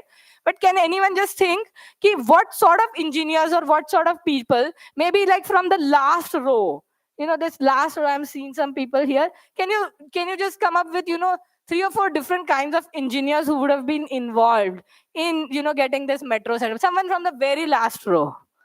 I was a professor, so I'm really bad at picking out people. Yeah, last row. Yeah, go ahead. Oh, it's you. You were on the stage, right? Okay, all right. Mechanical, great. Civil, okay. Electrical, very good, excellent. CS, okay. CS वाला क्या करेगा? Metallurgy भी बनाएगा. They'll select the right. You need the right material. Yeah, good. Yes, ma'am. Automobile, okay, perfect. Transportation engineers and electrical, very good. Huh? Electronics, yes, you would need an electronics person. CS, you would need a CS person. How else are you going to have that app? जिससे हम क्या app है, mobile or whatever it's called, MM वाला क्या है? What is it called? M indicator. Yeah, you need the M indicator app. You need to get onto the app, book a ticket, and then when you have the ticket, you have to scan it there. You have to get in, get out. The doors are going to open, shut automatically. The train should know where to stop. Signaling, automation, everything is going to require people from various fields, and they are all coming together, bringing their specialities and willingness to collaborate and learn from each other in creating this big concept. And this is going to define us, this is going to separate a successful person from just, a person who is not going to make it big. This willingness to learn and willingness to keep, eyes and ears open. Future of transportation is very exciting. How many have heard of this company called Minus Zero? Yeah, you heard of Minus Zero. It's really a strange name. But, Minus Zero, I looked up. I was just seeing, I told you I get this interesting feed on my Google News. I looked up. There are like these 2 people. I think they're from Thapar. You heard of Thapar in Patiala? You heard? It's a good institute, right? I was seeing how old is this guy? The guy is 22. He must have like just graduated, if he has graduated yet. He's from Thapar, okay? And what is he designing? Autonomous vehicles. He's just 22. He already has his company. Okay, and what is he making? Autonomous vehicles, जो कि mass transport के लिए, not like just one car, but like like that sharing auto and like, small vehicles. And he has actually demonstrated that it works. And he says he's able to get a better hang of the Indian traffic situation, Indian climate situation than Tesla or any of the other foreign, competitors. And now back, he has so many job openings. You go to minus zero ka website, you see he has so many innovative jobs. So you need to be very innovative, okay? And it looks like, with an autonomous vehicle, I mean, for me also, I would be really happy to own an autonomous vehicle. I'm so scared of driving in Mumbai traffic, but that would be replacing like so many drivers. Okay, so we have to be mindful, and we also have to see, is it really going to work or will it get stuck? And autonomous, pura internet hi cut gaya, to matlab if there is some, network issue, will the vehicle be able to drive itself? Is it cheaper than getting a driver? There are so many issues we have to understand. Okay, then electric vehicles. We are shifting to electric vehicles, right? Can somebody from this side tell me why we are shifting to electric vehicles? More efficient, fewer working parts. It has very few working parts. So uska maintenance bahut kam hota hai. Any other reasons? Huh? Yeah, this person. Yeah, you. It is not requiring petrol and diesel. What is it requiring? It is requiring electricity. Where is the electricity coming from? If it is still coming from coal-based sources, then you are not making that much headway into what you wanted to do. You wanted to transition to a cleaner way of transportation. If you are burning coal to get the electricity, yes.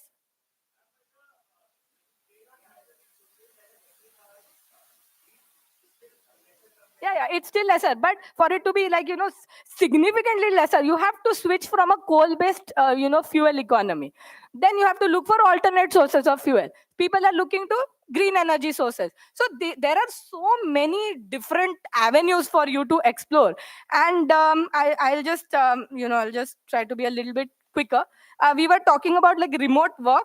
We don't want to travel. Like I just came in the metro today. It was so crowded. It's raining. And wo pura pani phaila hua hai station pe. I felt like I'm going to slip. And who wants to go through all of that every day, right? And many people day in, day out for their daily livelihood, they have to do that. They don't have the, luxury of staying back.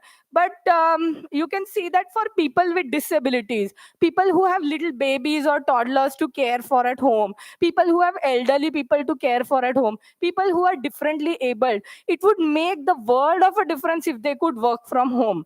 So now gradually people are shifting to that hybrid model. Okay, I'll give you the fourth example of why one needs to be open to an interdisciplinary approach. How do you generally get what you want to buy? You go on what website generally? You go to Amazon. Amazon has literally changed the way people are shopping. Okay, it started out as an online bookstore, but now whatever we want, we get it from there. And in Amazon, you can see logistics hai, delivery hai, warehousing hai. All of this is enabled by IT. So there are so many, this is like a real life need. I need a book. I need to buy like, a packet of, some exotic chips, like some sweet potato chips, which I don't get in the regular kirana shop. I go on Amazon. So he is actually helping fulfill a human need. And unless our education is helping us fulfill a human need, it is not very helpful. Okay, and also like, do you guys ever buy clothes from Amazon? No? Well, maybe when you're older, you might right now. But, with AI, you can just try on those clothes and they'll be a good fit. And what is a big source of like, loss to the sellers is when people return those clothes. You return aata na, you have to bear the shipping. The seller, like I sometimes sell on Amazon, seller has to bear the shipping cost.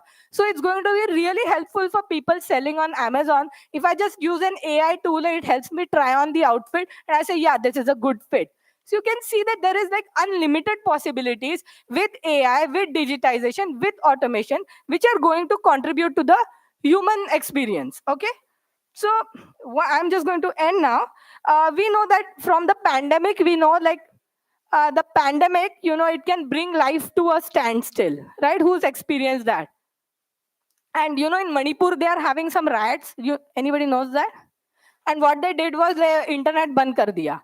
Okay, what happens if there's a war? Internet band ho gaya. What happens if there's a natural calamity? Tsunami aa gaya, earthquake aa gaya, landslide aa gaya. So many natural disasters can happen, and they are waiting to happen because the previous generations have been using the resources irresponsibly. Okay, so in such situations, how are we going to survive? So I just want to leave you with one thought. Can anybody tell me how long can you survive without food? Just raise your hand. 1 week, okay. 7 days. So the actual answer is 3 weeks, but you can see even missing one meal actually makes us very uncomfortable, right? Yeah. How many days can you live without water? 4 days. 0 days. Yeah, it is 3 days. Yeah, you got it right. 3 days you can live. I mean, third day you'll go. I mean, you cannot survive beyond the third day. How many days can you live without air? You can live like 3 minutes without air maximum. After that, you cannot survive. 3 minutes. Okay. And you see, air, water, and food. These are our basic requirements. Pura internet nahi raha, kuch bhi nahi raha. We cannot survive without air, without water, without food.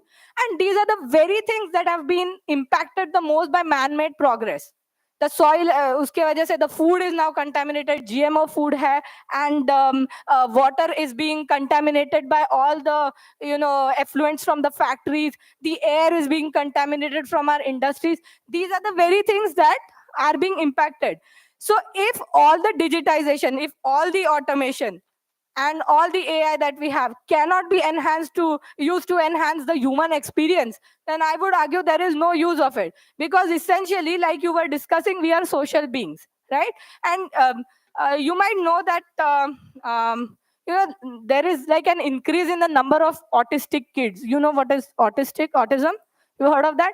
And now the leading pediatric neurologist has said, up to age 3, from age 0 to 3, if you do not show the child screen, like you keep them screen free till the age of screen 3 minimum, 70% of these autism related cases are going to disappear, because 70% of the cases are stemming from the fact that you are thinking that the child is going to pick up language skills, social skills from watching some passive, being passive and watching some television or watching, something on the screen. Whereas all the values, all the social skills, all the morals, all the communication skills, they are picked up in association with people. We need to be talking to more and more people, and the first 1,000 days of development are the most important days. And if we outsource those 1,000 days, we outsource that care to the screen, then we are making a mess. And you can see the daycare, music classes, people want to send their kids in person, not just online. Sports coaching online नहीं होता. Football उस पे बैठ के, computer पे बैठ के नहीं सीख सकते. You have to go in person. You learn these team skills. You learn all of that when you do that in person. And if you don't have those social skills, you are going to end up as a very messed up person sooner or later. Okay, so we have to make sure whatever it is we are doing is helping our human experience.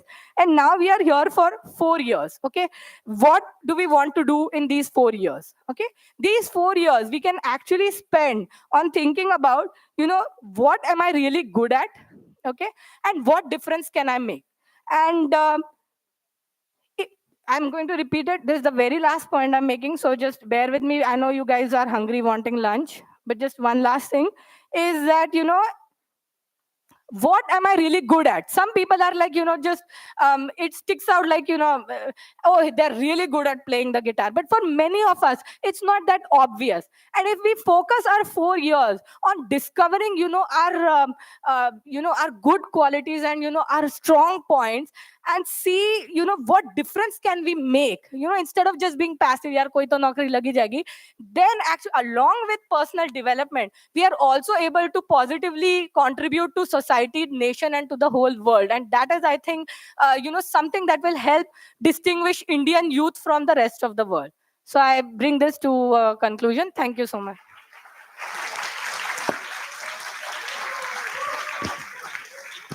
Thank you.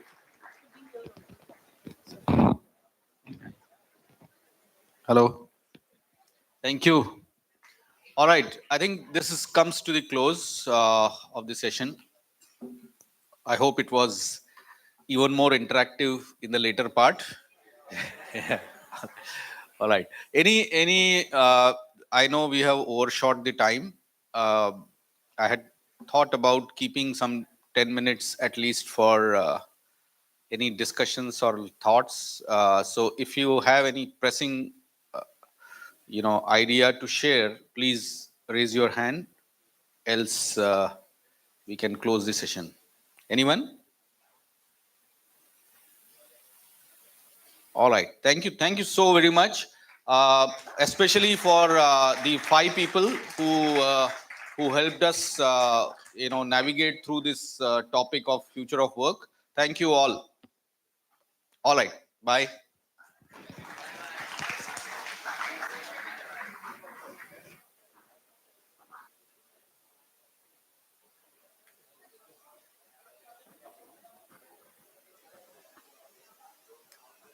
So very interactive and inspiring session.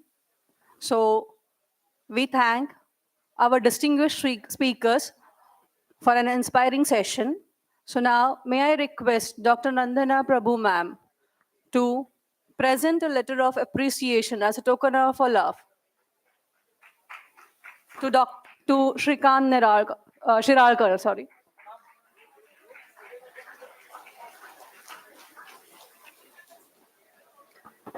I request again Nandana ma'am to present a letter of appreciation to Dr. Priya Gatwai.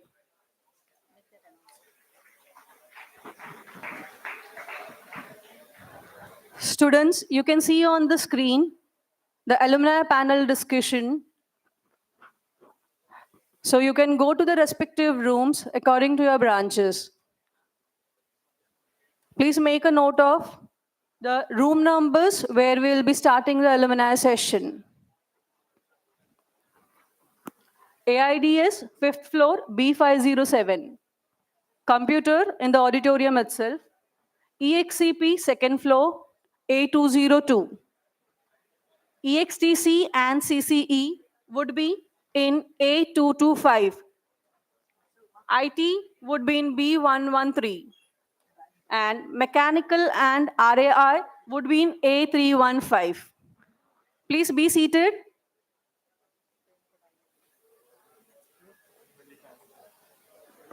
Tomorrow's session, in the morning session, is TPO and IAI.